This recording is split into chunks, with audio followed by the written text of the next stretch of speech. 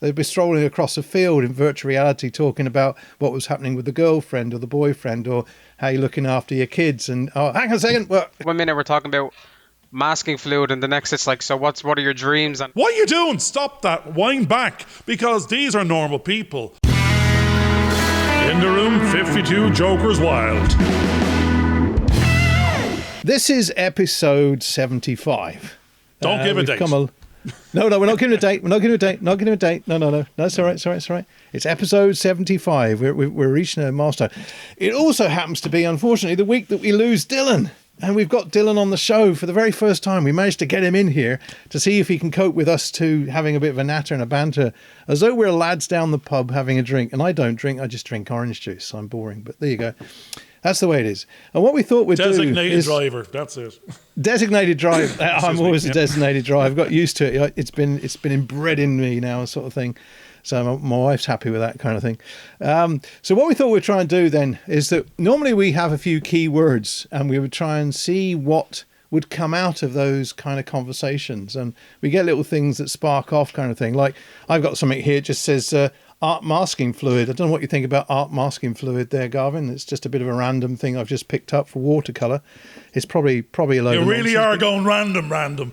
We're really going random here. We're just going to see what we can actually get because...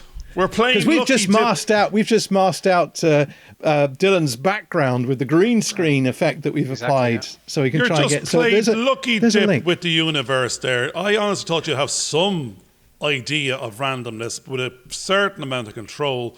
I can't even remember the three words you just said. It's like, masking fluid. And what was the first word? Yeah. What's the Masking. first word? It's called the art masking fluid. Well, let's go with the art of masking. Masking. Yeah. And, that's what we're doing. The mask. I'm thinking of Zorro. I'm thinking of all the Marvel and DC shows I'm watching at the moment.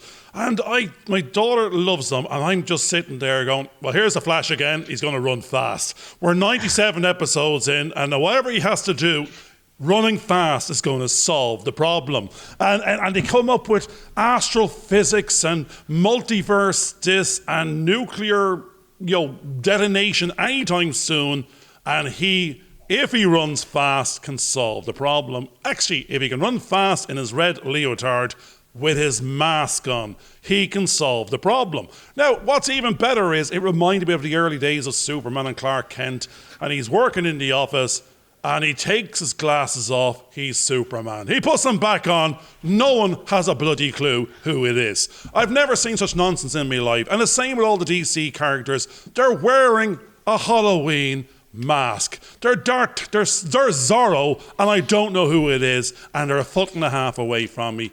Are you taking the holy bejesus piss out of it? Who are these people? Who are the audience that they're so thick and blind they can't see who it is?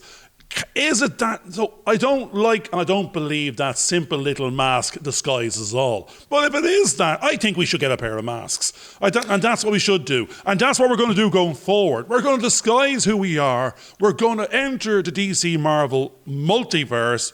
And we're going to be incognito, in plain sight. And now we can get away with murder. Because no one can tell what the hell it's about.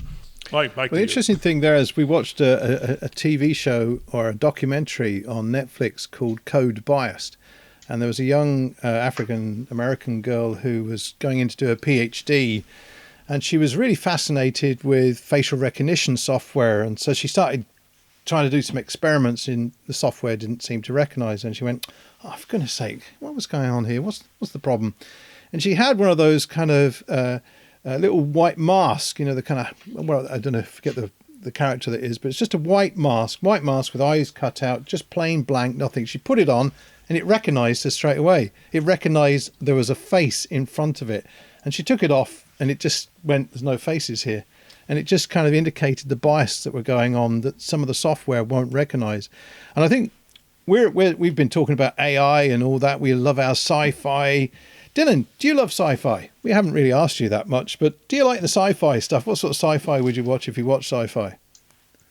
yeah, no, I'd definitely be interested in sci-fi. I think I've probably, since I started editing your shows, definitely gotten more of an interest. It's something you talk about quite a lot, and it's something you're obviously both passionate about. But in terms of Yeah, I wouldn't have watched any recently. I used to love sci-fi. I love any type of movie, realistically. So anything at all, I'd be interested in movie related. No, Is I'm is going to jump in here, George, and go. You've started the sentence with a yes, no. You've answered with a non-answer of I like everything and nothing but anything and something, but I don't know what it is. But I'm not going to tell you. But I would watch it if I could see it. But I don't. I can't remember any sci-fi program ever that I like. Come on, give us a Daleks, give us Star Trek, give us Voyager. well, actually, no. Let me give us a program. Let me continue on where I was going, because I think this is quite interesting, because we're the generation of television kids, and what I'm interested in is what kind of games do you play then? Is games, what kind of games do you play? Is it more games that you would play than watching television? And I know that's a yes answer, but what kind of games would you play? I would. Would I play? Yeah. Recently, I'd say during like this lockdown and pandemic, I would probably play a lot more games than I would be watching stuff, just because it's an easier way. Let's say if you want to play with friends, or usually a way to get that interaction back with people that I think a lot of people have taken it now where they weren't into gaming before, and now they're just anything they can get their hands on. They're like, yeah, I'll try it out as long as I have someone to try it out with, And it's the team. So I know I've watched my sons playing a few sort of combat game type thing, and they normally have about 4 or 5 people in there, and it's they would be talking to people in Germany, Scotland, France, right around the world. So tell us about your experiences then. What kind of games is it that you're playing, and how long would you spend on those games? I'd spend too long on them games probably, but like you were talking about sci-fi. There's a lot of good sci-fi games as well that I've used to love, and I even play up to now. There's a game called No Man's Sky. There's a famous one called Mass Effect. There's loads. There's a lot of Star Wars games. I played a lot of them recently. I'm just any game that looks like it plays well, looks interesting. You have to try it out nowadays, because I think my storage on my computer is almost gone all the time. I'm always deleting and reinstalling and. Now, I'm going to jump in, George, and go, because I'm observing from the outside and see every now and again. I was introduced to Minecraft by the kids, and then I started seeing 18-year-olds making a couple of million a year, talking shite at the screen, walking around in their underpants online, looking like a set of bricks, but multicolored together, and going, what's going on here? What the hell? I thought it was bad enough. I'm reminded of Father Jack in Father Ted, and he's going, how did that feckin' Egypt get on the TV? But at the same time, the program that was there is, someone is making money. You're a user, you're a creator. My 10-year-old at the time was watching it, and it was just, when you listen to what was going on, nothing. It was nonsense. They were just talking. It wasn't even entertaining. They couldn't even make up words while walking around. Now it's a full narrated mini movie of walking around. Follow me. We're going to go on a hero's quest. We're going to do X, Y, and Z. And they're making millions. And there's millions of people viewing this. And there's EA Sports. And it's worth more than the movie cinemas put together. So we can play the game and we can have a little bit of light relief. We can create the game, or we can be this storyteller, narrator, super user, super creator within the game. Do you want to be a player, or do you want to be a viewer? I think I know my youngest son, he started to get into that kind of streaming. There's something called Steam, and he was actually streaming on Steam some of the games play that he was having. And now you've mentioned a short time ago this Clubhouse that seems to be more for executives, but in Steam, it seemed to be the gamers could actually come on as you were live streaming your game, and other people could comment on what you were doing, or ask for how do you solve certain problems and what's going on, and he could go off and demonstrate that kind of stuff. And that seemed to be the way. And it's that social interaction. And in many cases, it's probably not so much a conversation as you're saying there. Although I know my son in Canada, he would come online and he would play with my son here in Northern Ireland, and they'd be chatting about stuff, and then all of a sudden there'd be a crisis in the game, and they'd all sort of come together to rescue one of their partners who'd just been shot, or they needed pick up a whole load of goods to like guns and first aid packs, and then they'd go back into their normal as they're strolling across before the circle encloses around them. They'd be strolling across a field in virtual reality, talking about what was happening with the girlfriend or the boyfriend, or how you're looking after your kids. And oh, hang on a second, well, and then all right, we got that problem sorted out. So what were you saying about your wife? You know, and that's how the conversation would go on all evening. And then they'd say, all right, we better go out. We need to respawn into another game because we just got killed in that one. And they kind of go, oh. And that was the kind of game, that was their entertainment. And there wasn't so much the story. It was just there was a task set for them, and they had to try and achieve that task by the end of a set time. And that's, which I've got to keep watching the clock because I haven't got any reference to any time at the moment in the way that we're recording this. So we could be talking for hours and not know it. But I think I've got a good gauge of where this show should end. So see how it goes. It was over before it started, George. Never mind. You know, actually, I'm seeing the game again. You're playing the game, but it's not the. I am remembering my first game ever was a ZX81 computer, and it was literally the table tennis, the black bar going up and down the screen, and if you flicked it fast enough, you could hit the ball that'd go flying off the other side, and you could spend hours on that nonsense. Now, as you said, you go in, it's the Oasis. It's real time, real world, you know, multiplayer, multiverse. There could be 100 people in there, kill them all, be last man standing, or as you said, they're in different areas of the game. The actual game maps are as big as some bloody countries are. There's one that's a complete universe with about 62,000 or so planets in it. So you could go out there and never get to the end. Never. Yeah. You could. The problem is, I think it's another thing, not afterlife, but second life. And you could go in, that's it. People are moving in there and they're living. Now, they're existing where they are, but they're going in like the Oasis to go to live, to go to play, to go to meet, to go to greet. And some of them in that film, the Oasis, the ones that had used up their credits and their tokens had to go to work in the game to build the areas for the other players, because like Minecraft, these areas don't, unless it's built by AI, don't just appear. There's builder architects out there planning landscapes and moonscapes and adventures and traps and all the rest of it. Somebody has to build the imaginary in a virtual realm for you to go escape to. It's real. It's more real for an awful lot of people than reality. And so, do you go escape? Do you go play? Or do you go work? You can go work and earn and be a star. I keep on saying to my lad, please stop being the user. Go be the creator. Yeah. If you're going to spend that amount of time, stop spending and start investing.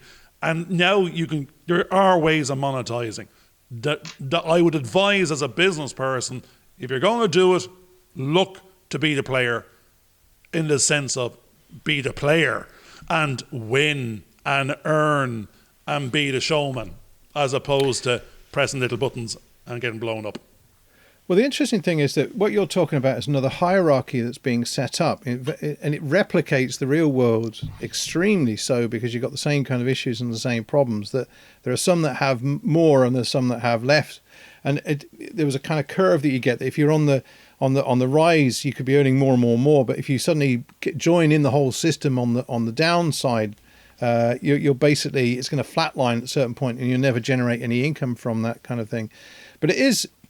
I know that there used to be, I'm not sure if it's a PlayStation 2 advert. No, I know we're talking quite a few years ago, but it used to be that you'd see these images of these people in slums virtually saying how they'd been champions in the world. They'd achieved all these goals, but in reality, they hadn't achieved anything. In fact, their lives were so bad that they needed some form of escapism. And you could suddenly see that in that same virtual world, if they're not careful, they could end up being slaves to that system, because the same protocols will actually be applied. And there would be some kind of form of slavery. If you're being forced to work and you get into debt and it goes the bad way, you could find yourself being slaved into there and not being able to get out. So there's a sinister side to that whole area as well, I think, which is why I think it's interesting watching back to the sci-fi thing, because those ideas are explored. even way back in the likes of the Twilight Zone in the 60s, they would have explored some of those ideas, and now we're seeing it played out in the kind of games that we're actually seeing at the moment, which I think is actually quite scary, because I know that when you look at the world around you and you kind of go, right, how do I interact in the world around us? And we, in this particular last year or so, have been forced to stay within closed doors. We almost could be on a spaceship that's going to Mars or going to Jupiter or something, purely because we're confined to the corridors of our homes or the rooms of our homes or whatever little outside bits we have, because we're not allowed to interact with other people outside other than through screens. I mean, if you think of 2001 Space Odyssey, some of the characters were up there. There's somebody going up to, no, I think he was on the sort of the spiral space station, and he was talking to his wife, and he was putting in a credit card, and they were appearing on a screen and having a chat like this, and he got to see his kids. And we're sitting there kind of going, here we are in 2021 doing exactly that with the technologies that we have at the moment, just to be able to keep connected, even to someone that's only a few miles away from where we are at the moment. I mean, that in itself is quite scary. So we're all looking forward, and we know that during the conversations we've had that any time now we'll be out. Any time now we'll be out. And here we are, 75 episodes later, we're still in that kind of environment. But at least we get a chance to talk to people, and I think that's what the social interaction is really all about. I mean, Dylan, in what you're doing, because tell us a little bit about your experience of working with us, because in a way there's something similar in that kind of story that Garvin was talking about, working online. You're now working sort of online and interacting with us. So tell us a little bit about your experience of doing that. How did you find that? And how did it compare to the gameplay that you're doing? I think, luckily for me, in what I've been doing with editing, it's mostly going to be, you're not going to have that much interaction apart from like meetings and stuff anyway, because it's all going to be I'm going to be on the computer constantly. So I think being online, more than it helped with my work, I think it helped with, it's just like, again, interaction we were talking about earlier. It's more just working with others, and kind of we have our meetings in the morning and at 4:30, and the ones I think later on are probably the most helpful for me. I think Rebecca and Scott, the other interns, found the same, where we would show all of our work together and no one held back. It was like, yeah, that's crap. There's no holding back. It's rip you a new one. Exactly, and I think that's the best way to go about it. It's not, there's no oh, that's good, when it's not. You can't have that realistically. So I think having that online, because I think when you're in person with people, there's a certain, you hold back a bit more. I think at least I do. I don't know about you two. I've heard Garvin sometimes be like, nope. No, Garvin doesn't hold back. Garvin's full blast. We have to turn all the levels down. I'm just getting ready. We're ranking everything up. We have to turn him right down just to be able to stay at the same level. When the speed of my voice is increasing and the velocity and the volume, and I'm either getting excited or I'm about to explode. I've seen it. Oh yeah, well, I don't know if it was all. Weeks. I suppose once in a while, it's that's my problem, and that's what it always has been. I need a mirror on myself. That's a couple of. It's like the film Precog in Mission Impossible. It's not Mission Impossible. It was what's that? Minority Report. Minority Report. The precogs. Yeah. I need a bit of precog in front of me to go, you're just about to do this. That's how it's going to, come out. You're getting faster. What are you doing? Stop that. Wind back. Because these are normal people and they're not able for this. Nobody is able for this. You're not even able for this if it mirrored back to yourself. So I don't have that precog. I'm spending years trying to stop myself doing that and be aware of others and what they see and hear, which is me. But no, there's no filter. Filter's off. It's starting to get momentum. I'm processing, and I keep on saying to people, I process on the outside.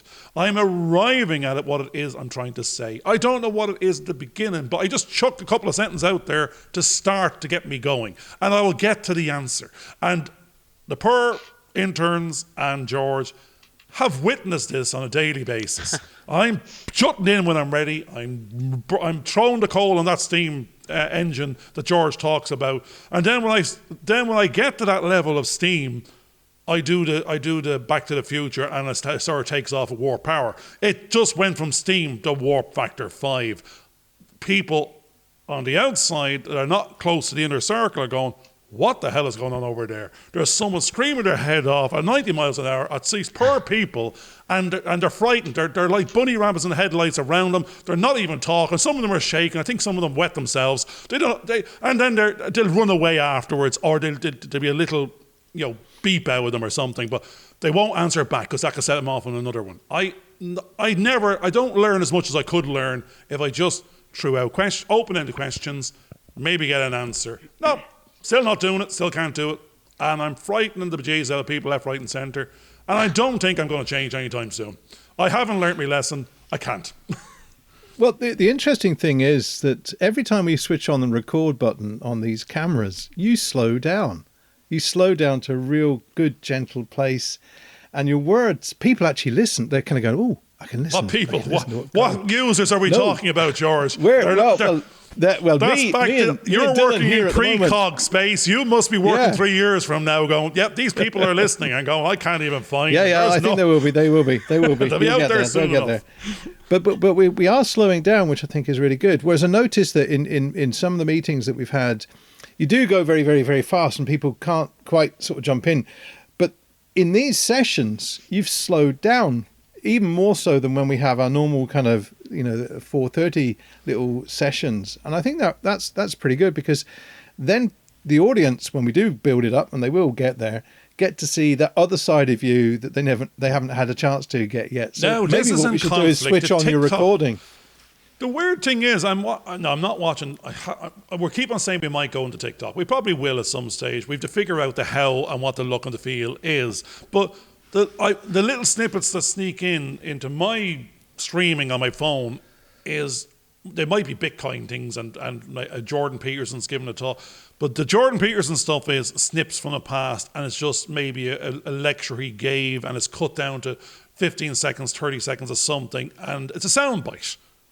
But then there's a bunch of other people who are going, you have 15 seconds to talk at 90 miles an hour as fast as humanly possible to fit as much in. And I'm now actually recognising what I love in the language of Seinfeld is I'm a fast talker. I'm a loud, fast talker. I don't like low talkers or slow talkers because I'm tripping up waiting for them to finish, or I can't bloody hear them. There's no fear of not hearing me. And your problem is you have to record it and slow it back down to find out what the hell I said, because keeping up is the problem. Right. One of the things that happens is that when you talk, everybody kind of goes back. That's because I'm usually 6'6" and looming forward as well. No, it's because they're being blasted into they kind of splat on there, right? When people talk low, everybody leans in to hear them because they can't quite hear them. And that's done deliberately.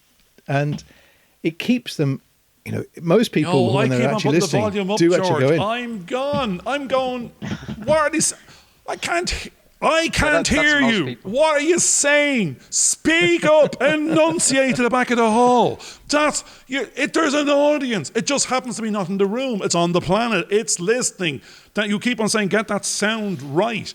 Jerry Seinfeld, that's what he loved. It was these characters, the low talker, and the whole rip and the whole show was, all you could hear was, and it wasn't everyone was leaving. It's just no one understood, no one heard. Anyone that did hear heard their version of what they thought they heard, which was not the same. 5 people in the room, none of them heard the same thing or interpreted it. This is the game. They always say enunciate, pronunciate.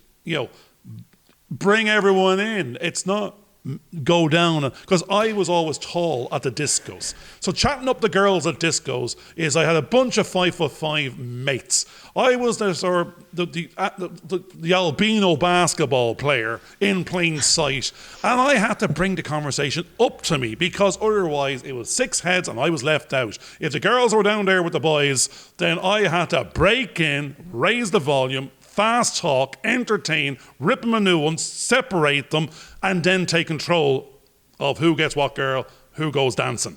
So you had to play the game. You had to get that. Do you want to dance in before anyone else did? And if you didn't get the what do you want to dance in? You got to get those little jokes. You had to compete for attention to then get you want to get the dance in. Otherwise, there was this noise level below you that relationships were forming, and you were going, what did he say? What did he say? Who? No. Take control. Bring it to you. Move the conversation. Bring it up a level. Change the pace. And then everyone else has to keep up. But isn't that the problem? Because what you've just now said is that there were relationships developing below. And but they were down there low talking, leave them at it. They wouldn't be able to anyway. But their relationships were actually developing. That's what you said. They were developing relationships. So you had to bring them up, so they had to compete. I had to give them a choice of a lesser of two evils in most cases, because what they didn't realise was those lads you don't want to know. they're the quick in or the quick in and quick outs. I was the long haul player. You know, I went long game. You know, you can feck up for a while with that bunch. You'll learn your lesson soon enough. You'll be back to me. Well, I think. Well, I mean, it's interesting because we were watching one of the shows this morning. My mum suddenly said, "Why is he talking about burger baps?" Going, where did you get the burger bap from? He didn't mention anything about burger baps. Oh, I thought that's what he said. She went on eating her porridge, and that's all she heard. Was that me, or I hope it was somebody else? That was you. All right, George, what did I say? What did I say that was burger bap related? I have no idea, because she sat there for a couple of minutes sort of pondering on it before she actually said, did he say burger baps? What's burger baps got to do with it? And that's actually what we like. If people get to see these shows or listen, there's not. If we don't know what we're going to say next, there's no bloody way they're going to predict it. You know? So it's the element of the unknown, that little surprise something. There'll be a certain amount of parameter that you're going to have a story, you're going to give a little business lesson, you're going to do some sort of reflection, you're trying to inject your personality into it, you're trying to extract theirs out of it. If there's a guest, we're going to find your personality, Dylan. You don't know it yet, we're going to break you and rebuild you. Well, if we go back to sci-fi just to touch, and then we won't be in sci-fi. What was interesting yesterday is I have to do a written piece for this weekend. And I actually interviewed my sister because she was a shepherd. And we went through the social connections of sheep. Now I'm thinking about do androids dream of electric sheep. Yeah. And that's where the idea came from there. So there's a connection to, and it was just fascinating, just hearing her stories about, the battle she had with these sheep and being head-butted with and being left with a bloody nose with one, and all the other kind of crazy stuff. But I got a really good interview from her, and I went, right, there's my story. She just was reminiscing about certain things from the past. And that's reality. It's just that she was out in the green fields and the pastures and all that kind of stuff. And I thought that was kind of fascinating, just sort of actually getting a chance to interview somebody and just take notes down the old-fashioned way and just listening to them and seeing what they had to say and let them unravel their story. That's the key thing. That's what we probably have to do more of is listen to people telling their stories. So we need to listen to go on, Dylan. You got to get in. You got to get in. What's your story, Rory? Do you have a sheep story or a electric dreams? I don't particularly have a sheep story now. Oh, I've got one for you now, because I'm going to go back for a second, because we touched on Star Trek. And the weird thing is, on Star Trek, they were going on their voyage of discovery, but they had the holodeck. They had the escapism in AOR or IOR, wherever the hell it is. They went off and could go anywhere in the universe, creating the holodeck and going for a holiday. And it could be a fight, it could be an adventure, it could be relaxation. You've got the holodeck, where are you going? Yeah, I always get, whenever I'm in meetings with you or anything, it's always the deep questions. I'm like deep, life-changing, and I'm sitting here like not expecting it. It was like one minute we're talking about masking fluid, and the next it's like, so what are your dreams? And it's like, wait, what? It's like processing it. And that's the great thing about it. You're going, and that's the power of the 6 degrees of separation. You're going, how do you jump from this to that? How did we go from shaking a stick in a cave in her underpants to go to basically flying drone helicopters on Mars. You know, it's a journey of knowledge, a journey of dreaming, a journey of manifestation, of ideation, of if you can dream it, it can be made possible, or it can be, you know, put back together some version of it. You know, I do actually. There's the thing. What's your views on ancient aliens or mythology, or do you believe the pyramids are 800, or what's the one to the front, the Sphinx? There's new signs out there saying it's 800,000 years old. We're basically with monkey hair, you know, 50,000 years ago. So, do you believe we are seeded? Do you believe in evolution? Do you believe in aliens? You know, I think I more want to believe than I don't know if I necessarily believe. I feel like I'm one of those where it's like maybe there's something out there, and I want there to be something out there more than I believe there to be something out there. You've listened to Area 52, the show. We want no, actually, he's just given us the tagline that's on the X-Files poster with the alien. I want to believe. That's what was in there. Yeah, actually, now that you mention, hadn't even. That's probably just built into me somewhere. That was probably in my subconscious somewhere. So indirectly, that says we don't want to be alone in the universe. Yeah, definitely. I think so. Anyway. No, do you believe they're under the sea? It'd be boring if there wasn't. Yeah. There needs to be something, doesn't there? Well, that's it. And if there isn't, it doesn't matter. I suppose when Columbus left one land and went to the other, he expected to find a bunch of people on the other side. Or maybe the expectation is there's someone on the other side. There's someone out there. Because there's as many stars in the sky as there's grains of sand on the planet. There's more than we can ever count. And the maths says there should be statistically. But the maths also says we're already an impossibility of circumstance and probability to exist in the first place. Now, the maths also says is it's too bloody perfect. It has been created, we've been seeded, and we've been placed. You can't get a moon at that distance, this distance from a star, at that speed, to create that tidal current, to then... So I'm very towards conspiracy. There is actually an architect. There's actually an architect. There is the architect. And there's an architect, yeah. And it's like that thing, like it's that the phi, the number again. It's the maths is too perfect, but we're only learning the language, and the language is not the languages of English and all the rest of it. The language of the universe is maths. Well, I think one of the problems that we tend to have is that we have what we like. Okay, you send the Voyager out in 1970 something or other with a gold disc on it. And you kind of go, there you go, that'll tell you all about us. And they get this gold disc and they kind of go, what do? Do you eat it? You know, how do we play this? You know, they don't even know we play this gold disc. We put there's some funny squiggly lines on there. And they're meant to know that you need a record deck. Well, where's the record deck? You know, hang on, has the stylus broken? And now we're not even using those things. We're you know, when the information comes back to us, we're using digital stuff. We've given up the record player. We've given up the tape recorder. You know, when they come back, they kind of go, they'd send us a disc back, and nobody would know how to use it, even on the planet, because we've changed our technology so much. You know? So if we keep changing all the time, how's anybody out there? Dylan has actually just now said that one of the problems that he has with us is trying to decipher how to work into the conversation, because we keep going from one thing to another. How are the aliens meant to do that? You know, they kind of go, hang on, I thought hang on, we've got that wrong. Oh, there's strange characters here. You know, I ain't going back to the beginning. Because I took the first two words, but the last was the last word fluid. Fluid. And that's what we're doing. We're flowing. We're on the flow. It's not static. It's not ice. It hasn't frozen over.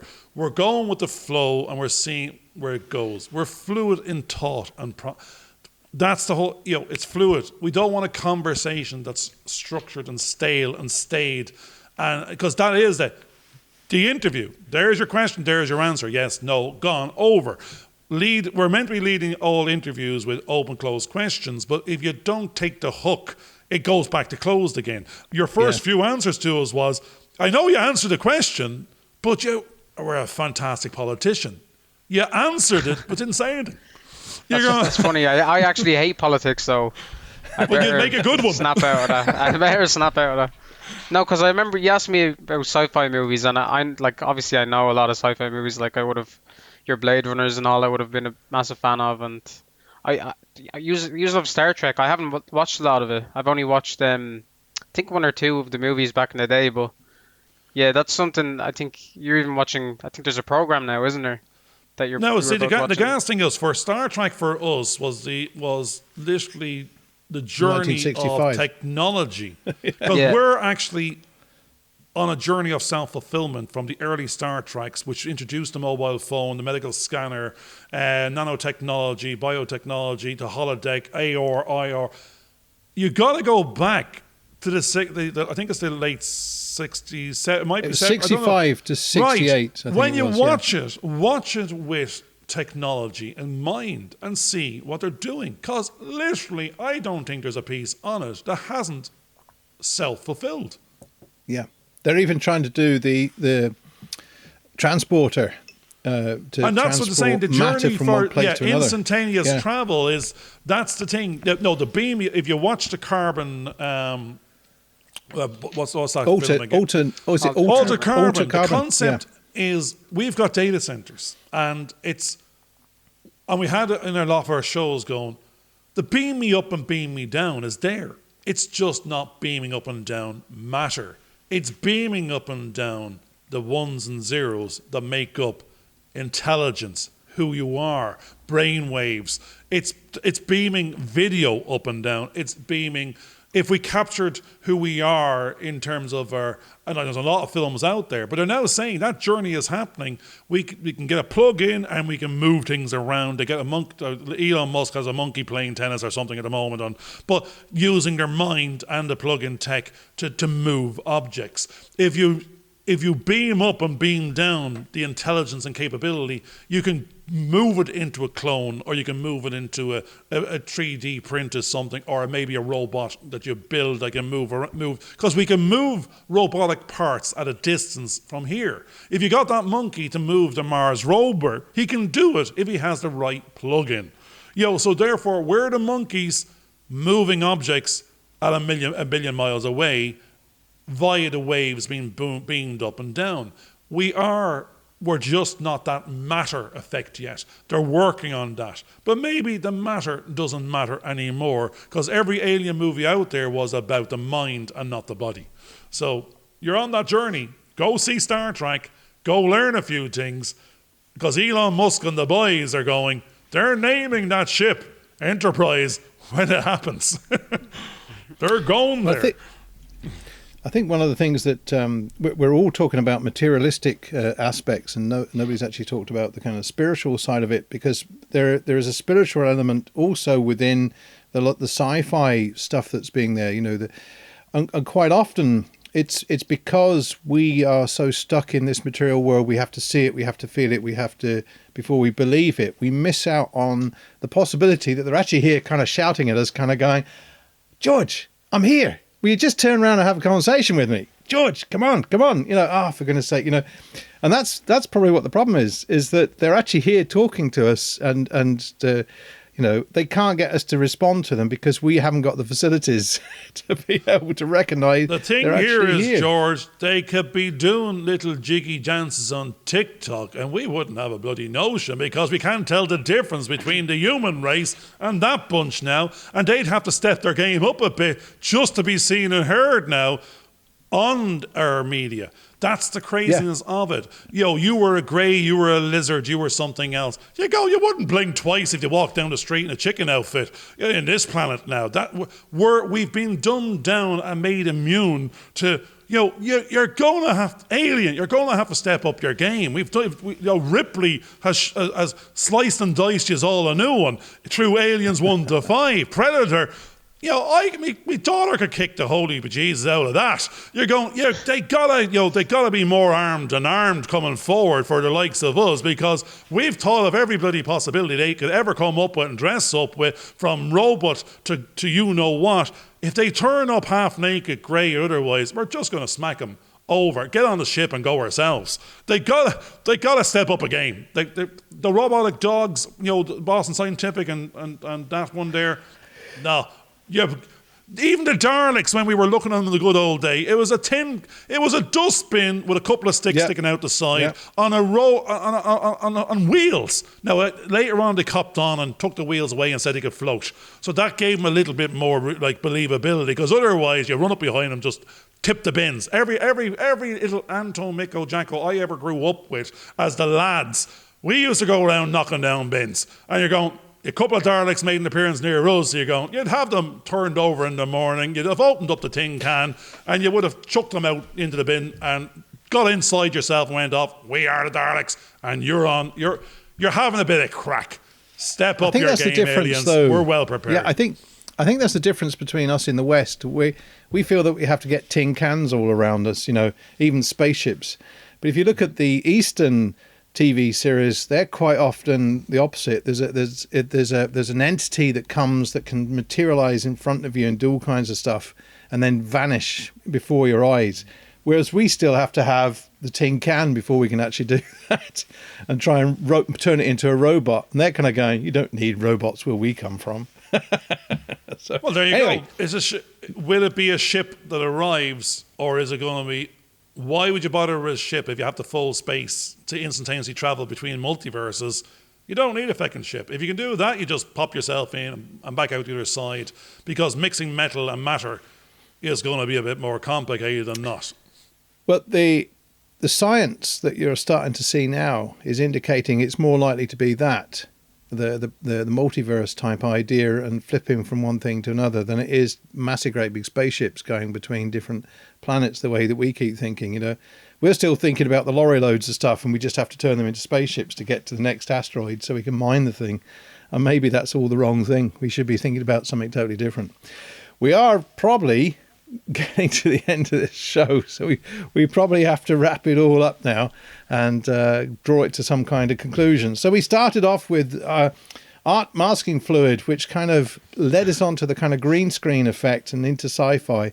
We did try and sort of bring it right back again. We were talking about androids and electric sheep at one point, and then Star Trek turned up in the middle of it as well. We started to look at whether or not do we need to have the tin can to wrap ourselves around in so that we can go out into space, or do we just need to dematerialise and materialise somewhere else, which is probably the best idea, but we haven't yet got that technology. More than likely we have the aliens shouting in our ear, but we just can't hear because we're not tuned into them properly. But from Garvin's perspective, they need to tune into us, not the other way around. But that's maybe, I don't know, maybe, who's got the superior intelligence at the moment? Probably Garvin at the moment. So they have to do as he's asking them to do. Otherwise, they'll clear off somewhere, or he'll make them clear off. So we've come to the end of our show, and I think we should stop babbling on there. Dylan, it's been fantastic having you with us over the last 10 weeks or so, working on the projects. We wouldn't have achieved what we've done without you being there, along with Rebecca and Scott over the last few weeks. It's been great having the experience working with you from our perspective as well. So, we hope that you'll keep in touch with us, and hope that definitely, yeah.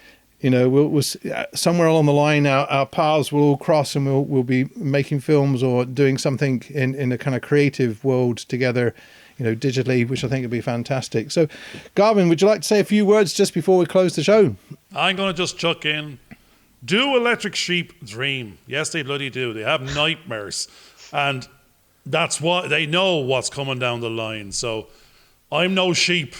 I do dream. I'm your nightmare. Wake up or I get you. Take care. See you soon. Thanks a lot. Bye for now. Hope you enjoyed this video. Please subscribe and click on the bell for notifications.